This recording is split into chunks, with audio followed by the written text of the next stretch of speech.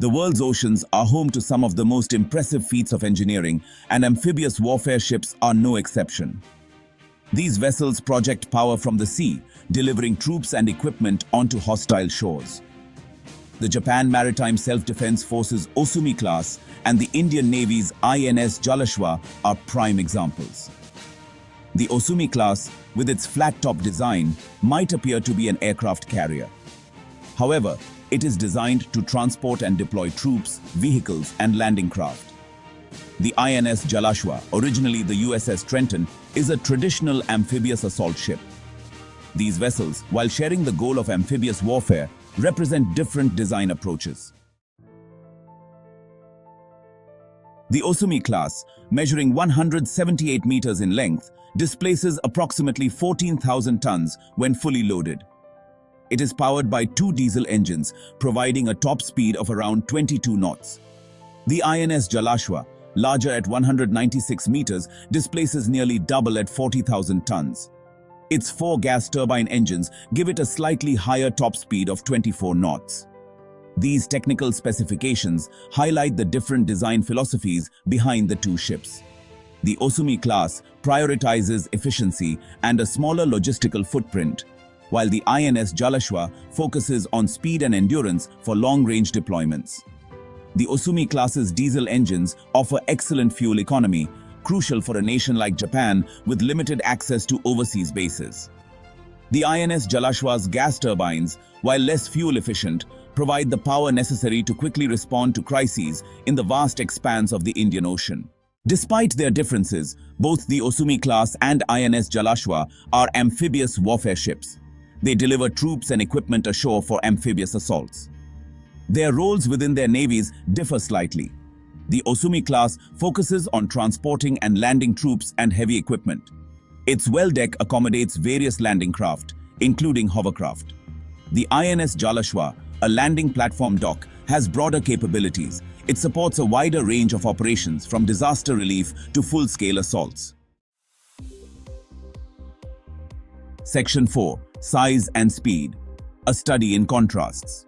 The size difference between the Osumi class and INS Jalashwa is immediately apparent.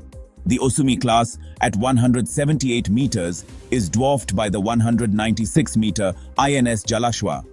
This size difference translates into displacement: 14,000 tons versus 40,000 tons. This reflects the different operational needs of the two navies. The Japan Maritime Self-Defense Force needs a vessel for confined waters. The Osumi class's smaller size is ideal for this role. The Indian Navy requires a vessel with greater range and endurance. The INS Jalashwa's larger size allows for extended operations. Section 5. Capacity and complement carrying the fight. The Osumi class has a standard crew of 130 sailors but can accommodate up to 330 troops along with their equipment. Its well deck can carry 2 large landing craft or up to 10 tanks. The INS Jalashwa, with a larger crew of 400, can carry over 1,000 troops and a significantly larger amount of equipment. Its well deck can accommodate 4 landing craft, and its flight deck can handle up to 5 helicopters. This difference in capacity is directly related to the two ships' roles and missions. The Osumi class is designed for smaller-scale operations, such as deploying troops to reinforce island defenses or providing humanitarian assistance and disaster relief. The INS Jalashwa, on the other hand, is capable of conducting full-scale amphibious assaults, deploying a battalion-sized landing force with armored support. Section 6. Armament and Aviation. Tools of the trade.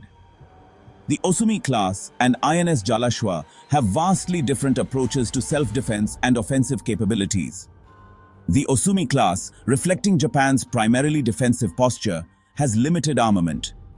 It is equipped with 2 phalanx close-in weapon systems for defense against anti-ship missiles and 2 20mm cannons for close-in defense against small boats. The INS Jalashwa, designed for a more active role in projecting power, has a more substantial armament. It is equipped with 4 AK-630 close-in weapon systems, 2 Barak-1 surface-to-air missile launchers, and 4 30mm guns.